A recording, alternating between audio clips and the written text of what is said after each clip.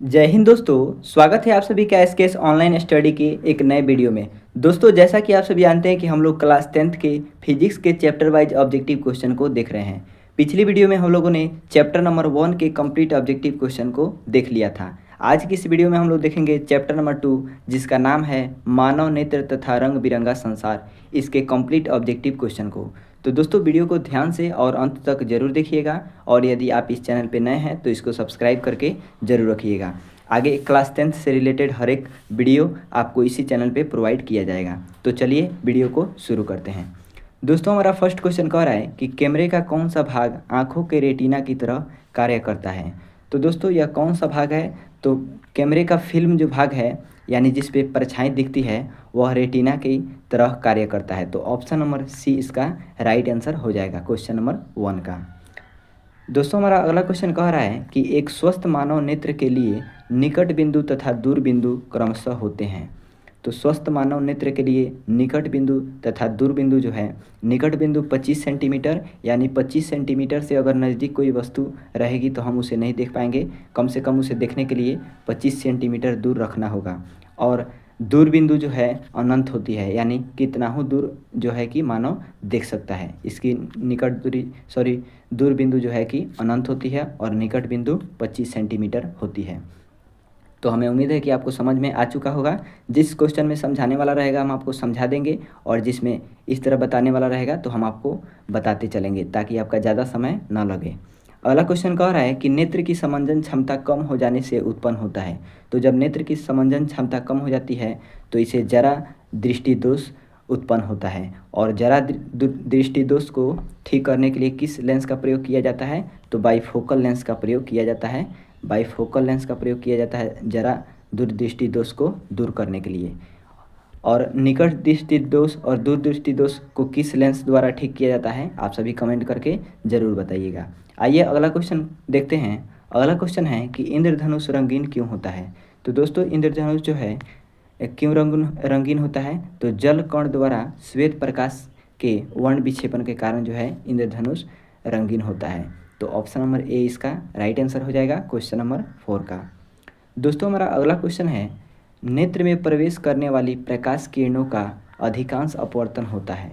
तो इस प्रकाश किरणों का अधिकांश जो अपवर्तन होता है वह कहाँ होता है? तो दृष्टिपटल के बाहरी पृष्ठ पर होता है। तो ऑप्शन सी इसका राइट आंसर हो जाएगा। दोस्तों, आप सभी वीडियो को देखते हैं लेकिन लाइक नहीं करते हैं, तो प्लीज़ इसे एक लाइक ज़रूर कर दीजिएगा। आइए अगला क्वेश्चन है हमारा कि प्रकाश संश्लेषण के लिए दृश्य प्रकाश स्पेक्ट्रम का सबसे प्रभावी रंग है। तो इसके लिए सबसे प्रभावी रंग जो है लाल रंग है। तो ऑप्शन ए इसका राइट आंसर हो जाएगा। दृश्य प्रकाश स्पेक्ट्रम के लिए सबसे प्रभावी रंग क्या है? लाल है। अगला हमारा क्वेश्चन नंबर 7 है, कुछ बादलों का रंग उजला क्यों होता है। तो दोस्तों, कुछ बादलों का रंग उजला इसलिए होता है क्योंकि इसमें प्रकाश के प्रकीर्णन की घटना होती है। तो प्रकाश प्रकीर्णन के कारण कुछ बादलों का रंग उजला दिखाई देता है। तो option number B right answer हो जाएगा। नेक्स्ट क्वेश्चन है कि सामान्य नेत्र के लिए दूरबिंदु है। तो हमने अभी आपको बताया कि दूरबिंदु अनंत होता है, और निकट बिंदु जो होता है वह कितना होता है? तो 25 सेंटीमीटर होता है। तो हमने पिछले क्वेश्चन में देख लिया है। आइए अगला क्वेश्चन देखते हैं दोस्तों। अगला क्वेश्चन है कि अभिनेत्र लेंस की फोकस दूरी में परिवर्तन किया जाता है। तो यह जो परिवर्तन किया जाता है वह आपका पक्षमाभि द्वारा किया जाता है। तो ऑप्शन सी इसका राइट आंसर हो जाएगा। दोस्तों, हमारा नेक्स्ट क्वेश्चन कह रहा है कि स्पेक्ट्रम में किस रंग की किरण का झुकाव अधिक होता है। तो दोस्तों, स्पेक्ट्रम में जो है किस रंग की किरण का झुकाव अधिक होता है? तो बैगनी रंग की। ऑप्शन डी इसका राइट आंसर हो जाएगा। अगला क्वेश्चन है दोस्तों, स्पेक्ट्रम प्राप्त करने के लिए किसका उपयोग होता है। तो स्पेक्ट्रम प्राप्त करने के लिए आप सभी जानते हैं कि प्रिज्म का उपयोग किया जाता है। तो option number D right answer हो जाएगा क्वेश्चन नंबर 11 का। दोस्तों, हमारा नेक्स्ट क्वेश्चन कह रहा है कि जो नेत्र निकट की वस्तु को साफ नहीं देख सकता उस नेत्र में होता है। तो दोस्तों, उस नेत्र में जो होता है दूरदृष्टि दोष होता है, यानी दूरदृष्टि दोष नामक रोग होता है उस नेत्र में, इसलिए वह निकट की वस्तु को साफ नहीं देख पाता है। तो ऑप्शन नंबर ए इसका राइट आंसर हो जाएगा। और यदि दूर की वस्तु को साफ नहीं देख पाता है तो उसमें कौन सा दृष्टि दोष हो जाएगा? कमेंट करके ज़रूर बताइएगा। अगला क्वेश्चन कह रहा है कि मानव नेत्र में क्या होता है दोस्तों? तो मानव नेत्र में जो है कि उत्तल लेंस होता है। ऑप्शन नंबर सी इसका राइट आंसर हो जाएगा। इस क्वेश्चन को हमने चैप्टर नंबर 1 में भी आपको बता दिया है। आइए हमारा अगला क्वेश्चन कह रहा है दोस्तों कि मानव नेत्र वस्तु का प्रतिबिंब निम्न में से किस भाग पर बनाती है? तो दोस्तों यह जो है आपका रेटिना, जिसे हम लोग परितारिका के नाम से जानते हैं, इस भाग पर बनाती है। तो ऑप्शन सी राइट आंसर हो जाएगा। अगला क्वेश्चन है कि सामान्य नेत्र के रेटिना पर बनने वाला प्रतिबिंब होता है। तो दोस्तों यह प्रतिबिंब जो होता है वास्तविक और उल्टा होता है। तो ऑप्शन सी इसका राइट आंसर हो जाएगा। हमारा नेक्स्ट क्वेश्चन कह रहा है कि टिंडल प्रभाव प्रकाश की कौन सी परिघटना को प्रदर्शित करता है? तो दोस्तों टिंडल प्रभाव जो है प्रकाश का प्रकीर्णन की घटना को प्रदर्शित करता है। तो ऑप्शन नंबर डी इसका राइट आंसर हो जाएगा। नेक्स्ट क्वेश्चन है कि दूरदृष्टि दोष वाली आंख साफ साफ देख सकती है। तो क्या देख सकती है? दूर की वस्तुओं को साफ साफ देख सकती है। तो ऑप्शन ए इसका राइट आंसर हो जाएगा। दोस्तों हमारा अगला क्वेश्चन है कि निकट दृष्टि दोष वाला व्यक्ति देख सकता है। तो निकट दृष्टि दोष वाला व्यक्ति जो है निकट की वस्तु को अच्छी तरह से देख सकता है। नेक्स्ट क्वेश्चन कह रहा है कि नेत्र द्वारा किसी वस्तु का कैसा प्रतिबिंब बनता है? नेत्र द्वारा जो है किसी वस्तु का वास्तविक उल्टा एवं छोटा प्रतिबिंब बनता है। हमारा अगला क्वेश्चन है कि आंख व्यवहार करती है। तो आंख जो है कैसा व्यवहार करती है? तो उत्तल लेंस की तरह व्यवहार करती है। अगला क्वेश्चन है कि सामान्य आंख के लिए स्पष्ट दर्शन की न्यूनतम दूरी। तो हमने अभी आपको बताया कि न्यूनतम दूरी 25 सेमी और अधिकतम क्या होती है कि अनंत होती है। अगला है किस दृष्टि दोष के निवारण के लिए अवतल लेंस का उपयोग किया जाता है? तो दोस्तों अवतल लेंस का उपयोग जो है निकट दृष्टि दोष के निवारण के लिए किया जाता है। चूँकि निकट, एक ट्रिक हम आपको बताते हैं, निकट 3 अक्षर का है। तो निकट 3 अक्षर का है तो इसके निवारण के लिए अवतल दर्पण का उपयोग किया जाएगा। यानी 3 अक्षर वाला का 4 अक्षर हो जाएगा और दूर जो है दूर के लिए हो जाएगा उत्तल, और 2 अक्षर वाला के लिए 3 अक्षर हो जाएगा। तो हमें उम्मीद है कि आपको ट्रिक समझ में आ गया होगा। यदि आपसे निकट दृष्टि दोष के लिए पूछेगा कौन सा लेंस उपयोग किया जाता है, तो 3 से 1 आगे बढ़िएगा तो 4 अक्षर वाला देखिएगा अवतल लेंस है, तो अवतल लेंस हो जाएगा। और दूर दृष्टि दोष के लिए पूछेगा किस लेंस का उपयोग किया जाता है, तो 1 आगे बढ़िएगा, 2 के आगे 1 बढ़िएगा तो 3 हो जाएगा। तो 3 अक्षर का उत्तल लेंस है, तो आपका उत्तल लेंस राइट आंसर हो जाएगा। अगला क्वेश्चन है कि तरंगदैर्ध्य को सामान्यतः व्यक्त किया जाता है। तो दोस्तों इसे जो है मीटर में व्यक्त किया जाता है। ऑप्शन नंबर ए इसका राइट आंसर हो जाएगा। दोस्तों हमारा नेक्स्ट क्वेश्चन है कि निकट दृष्टि दोष में किस लेंस का प्रयोग होता है? दोस्तों यह काफ़ी ज़्यादा इंपॉर्टेंट है, क्वेश्चन है। आप सभी देख सकते हैं लगभग 7 से 8 बार आपके बोर्ड एग्जाम में जो है कि पूछा जा चुका क्वेश्चन है। तो इसके लिए अवतल लेंस का प्रयोग किया जाता है, जो हमने अभी आपको बताया है। 3 अक्षर का निकट है, 4 अक्षर का अवतल लेंस का नाम है। अगला क्वेश्चन है कि जरा दृष्टि दोष को दूर करने के लिए काम में लाया गया लेंस होता है। तो दोस्तों इसके लिए बाईफोकल लेंस का उपयोग किया जाता है, हमने शुरू में ही आपको बता दिया है। आइए दोस्तों अब हम लोग आगे बढ़ते हैं और नेक्स्ट क्वेश्चन को देखते हैं। नेक्स्ट हमारा क्वेश्चन नंबर 26 है, श्वेत प्रकाश में कितने वर्ण होते हैं? तो श्वेत प्रकाश में 7 वर्ण होते हैं। नेक्स्ट क्वेश्चन है, श्वेत प्रकाश की किरण जब किसी प्रिज्म से होकर गुजरती है तब जो वर्ण सबसे अधिक विचलित होता है वह कौन सा वर्ण है? तो दोस्तों जो सबसे अधिक विचलित होता है वह आपका बैगनी वर्ण है, यानी बैगनी रंग है। अगला हमारा क्वेश्चन नंबर 28 है, श्वेत प्रकाश जब एक प्रिज्म से होकर गुजरता है तो जो वर्ण सबसे कम विचलित होता है वह कौन सा है? तो सबसे कम जो विचलित होता है वो आपका लाल है और सबसे अधिक बैगनी है। अगला क्वेश्चन है कि प्रिज्म के भीतर से होकर गुजरने पर श्वेत प्रकाश के अपने विभिन्न घटकों में विभाजन को क्या कहते हैं? तो दोस्तों इसे हम लोग प्रकाश का क्या कहते हैं? वर्ण विक्षेपण के नाम से जानते हैं। प्रकाश का वर्ण विक्षेपण कहलाता है। तो ऑप्शन बी इसका राइट आंसर हो जाएगा।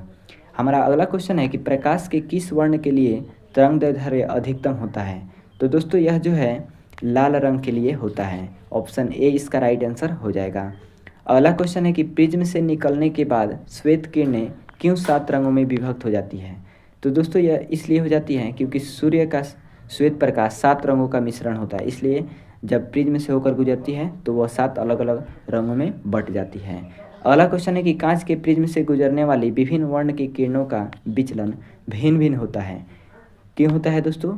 तो यह भिन्न भिन्न इसलिए होता है क्योंकि विभिन्न रंगों का प्रकाश कांच में विभिन्न चाल से चलता है, इसलिए भिन्न भिन्न होता है। तो ऑप्शन नंबर सी इसका राइट आंसर हो जाएगा। नेक्स्ट क्वेश्चन है कि प्रिज्म से गुजरने पर सूर्य के प्रकाश की किरणें विभिन्न वर्णों में बट जाती है, क्योंकि?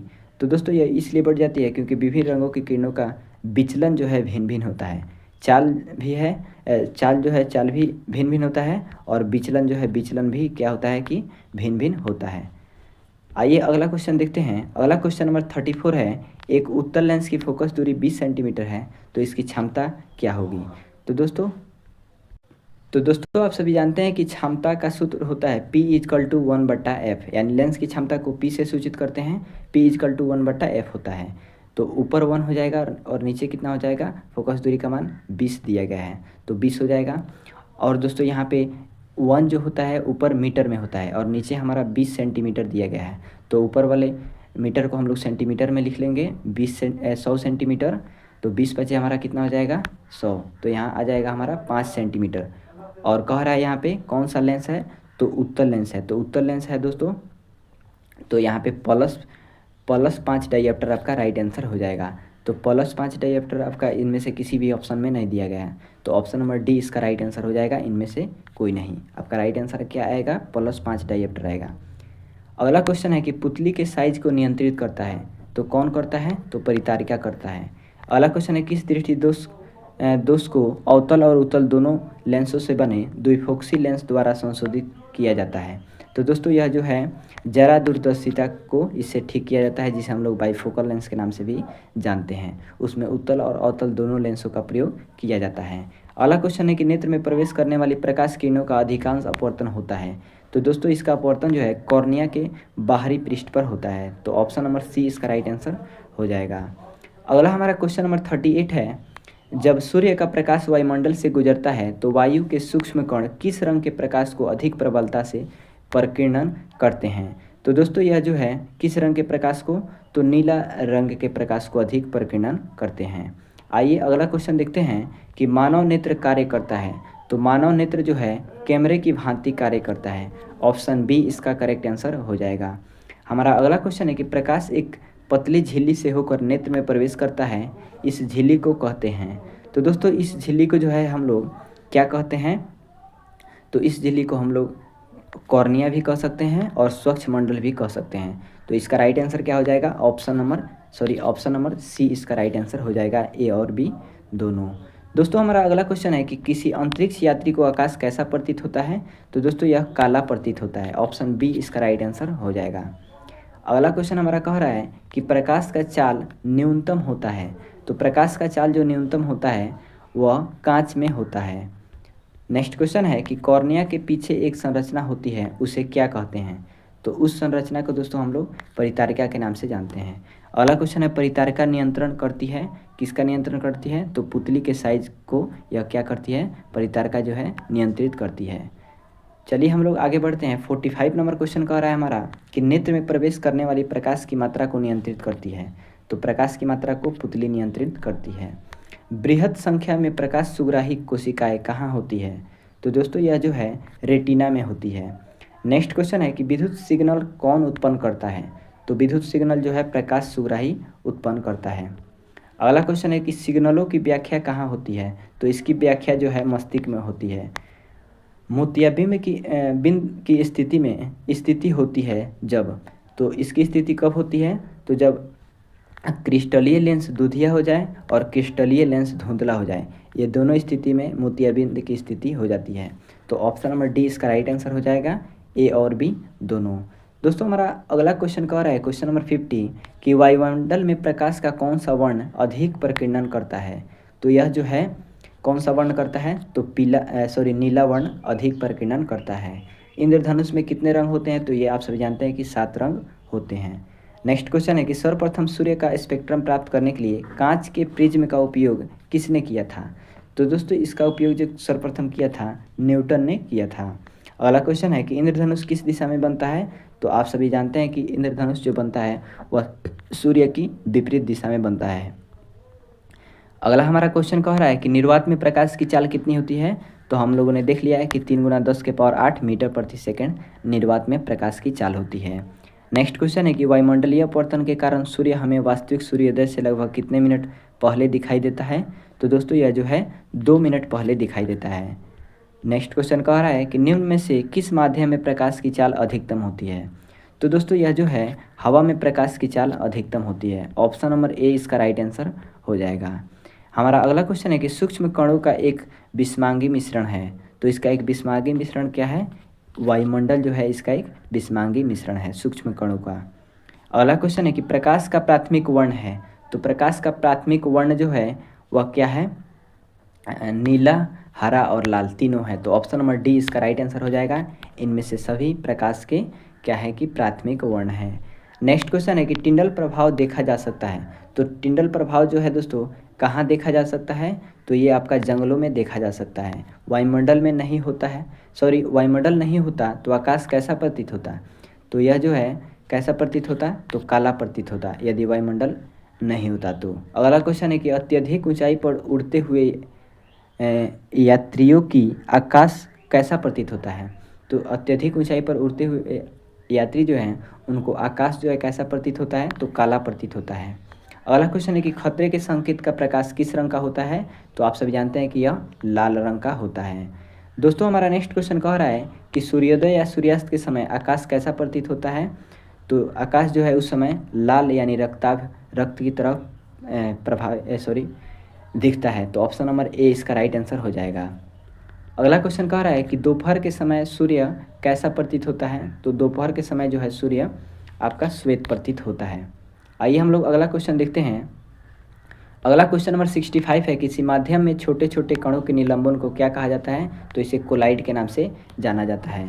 दोस्तों हमारा नेक्स्ट क्वेश्चन है कि किसी कोलाइडी विलयन में निलंबित कणों से प्रकाश के प्रकीर्णन को क्या कहा जाता है? तो दोस्तों इसे जो है टिंडल प्रभाव के नाम से जाना जाता है, तो ऑप्शन नंबर ए इसका राइट आंसर हो जाएगा। हमारा अगला क्वेश्चन है कि तारों के टिमटिमाने की व्याख्या किस सिद्धांत पर आधारित है? तो दोस्तों यह जो है अपवर्तन के सिद्धांत पर आधारित है। दोस्तों हमारा नेक्स्ट क्वेश्चन है कि प्रकाश की किस घटना के कारण सूर्य हमें वास्तविक सूर्योदय से लगभग 2 मिनट पूर्व दिखाई देता है? तो दोस्तों यह जो है यह आपका वायुमंडलीय अपवर्तन के कारण, ऑप्शन नंबर बी इसका राइट आंसर हो जाएगा। हमारा अगला क्वेश्चन है कि निम्नलिखित में से कौन नेत्र का रंगहीन भाग होता है? तो नेत्र का रंगीन भाग जो है कौन होता है? तो परितारिका जो है नेत्र का रंगीन भाग होता है। अगला क्वेश्चन कह रहा है कि तरंगदैर्ध्य के समानतः व्यक्त किया जाता है, तो इसको व्यक्त कैसे किया जाता है? तो एंगस्ट्रॉन के रूप में व्यक्त किया जाता है इस प्रकार से तरंगदैर्ध्य को। अगला क्वेश्चन है दोस्तों कि प्रकाश की चाल विभिन्न माध्यमों में कैसी होती है? तो प्रकाश की चाल विभिन्न माध्यमों में भिन्न भिन्न होती है, ऑप्शन बी इसका राइट आंसर हो जाएगा। दोस्तों यहाँ पे मिस प्रिंटिंग थोड़ा सा है इसलिए थोड़ा सा पढ़ने में दिक्कत हो रहा था। अगला क्वेश्चन कह रहा है दोस्तों कि वायु में प्रकाश की चाल निर्वात की अपेक्षा होती है, तो दोस्तों यह जो है कैसी होती है? तो कम होती है। प्रकाश की चाल जो है निर्वात की अपेक्षा वायु में कम होती है। अगला क्वेश्चन है तारों के टिमटिमाने का कारण क्या है? तो इसका कारण जो है तारों के टिमटिमाने का कारण वह है वायुमंडलीय अपवर्तन, इसी के कारण तारे जो हैं हमें टिमटिमाते हुए प्रतीत होते हैं। अगला क्वेश्चन है मानव नेत्र के लिए दृष्टि का स्थायित्व होता है, तो यह जो है 1/16 सेकेंड होता है। इसका मतलब हुआ दोस्तों कि हमारे नेत्र पर कोई भी परछाई जो बनती रहती है, मतलब हम किसी वस्तु को देखते हैं तो उसकी परछाई हमारे नेत्र पर मात्र 1/16 सेकेंड तक ठहरती है। अगला क्वेश्चन है कि श्वेत प्रकाश के वर्ण विक्षेपण उत्पन्न करता है, तो श्वेत प्रकाश में वर्ण विक्षेपण उत्पन्न करता है कौन करता है दोस्तों? तो ये प्रिज्म करता है। अगला हमारा क्वेश्चन कह रहा है कि हीरे का अपवर्तनांक कितना होता है? तो हमने पिछली वीडियो में आपको बताया कि 2.42 हीरे का अपवर्तनांक होता है। अगला क्वेश्चन है कि एक प्रिज्म कितने सतहों से घिरा होता है? तो यह 5 सतहों से घिरा होता है। जो प्रिज्म होता है कितने सतहों से घिरा होता है दोस्तों? 5 सतह से। प्रकाश का न्यूनतम तरंगदैर्ध्य का मान कितना होता है? तो इसका मान होता है 380 nm यानी नैनोमीटर। अगला क्वेश्चन है नेत्र लेंस से रेटिना की दूरी कितनी है? तो इसकी दूरी जो है वो आपका 2.5 सेंटीमीटर है, ऑप्शन सी राइट आंसर हो जाएगा। दोस्तों हमारा अगला क्वेश्चन कह रहा है कि मानव नेत्र में किस प्रकार का लेंस पाया जाता है? तो मानव नेत्र में जो है दोस्तों वह उत्तल लेंस पाया जाता है। अगला क्वेश्चन है कि जिस दोष में व्यक्ति को दूर की वस्तुएं स्पष्ट दिखाई नहीं देती है वह कौन सा दृष्टि दोष है? तो वह जो है निकट दृष्टि दोष है। हमारा अगला क्वेश्चन है कि पानी में छड़ी को मुड़ी हुई प्रतीत दिखाई देने का कारण क्या है? तो इसका कारण है दोस्तों प्रकाश का अपवर्तन। अगला क्वेश्चन है कि प्रकाश तंतु में प्रकाश में होता है, तो प्रकाश तंतु में प्रकाश में जो होता है क्या होता है? पूर्ण आंतरिक परावर्तन होता है? तो ऑप्शन नंबर ए इसका राइट आंसर हो जाएगा। दोस्तों हमारा नेक्स्ट क्वेश्चन कह रहा है कि वायुमंडल में प्रकाश के किस वर्ण का प्रकीर्णन सबसे कम होता है? तो दोस्तों यह जो है लाल रंग का प्रकीर्णन सबसे कम होता है। तो ऑप्शन नंबर ए इसका करेक्ट आंसर हो जाएगा। दोस्तों आज का हमारा लास्ट क्वेश्चन कह रहा है कि कांच के प्रिज्म में किस रंग का विचलन न्यूनतम होता है? तो कांच के प्रिज्म में दोस्तों जो है आपका लाल रंग का विचलन जो है न्यूनतम होता है। तो ऑप्शन नंबर ए इसका राइट आंसर हो जाएगा और बैगनी रंग का विचलन जो है अधिक होता है। तो दोस्तों यह था हमारा चैप्टर नंबर 2। इसके बाद हम लोग देखेंगे चैप्टर नंबर 3 यानी आपके बुक के अनुसार चैप्टर नंबर 4। फिजिक्स के बुक के अनुसार कौन सा चैप्टर हम लोग देखेंगे? चैप्टर नंबर 4 जिसका नाम क्या है? विद्युत। इसके कंप्लीट ऑब्जेक्टिव क्वेश्चन को हम लोग नेक्स्ट की वीडियो में देखेंगे। तो दोस्तों यदि वीडियो आपको पसंद आया है तो वीडियो को लाइक करके और अपने दोस्तों में भी शेयर जरूर कर दीजिएगा और यदि आप इस चैनल पर नए हैं तो इसको सब्सक्राइब करके जरूर रखिएगा। तो चलिए हम मिलते हैं इसी प्रकार की नेक्स्ट वीडियो में।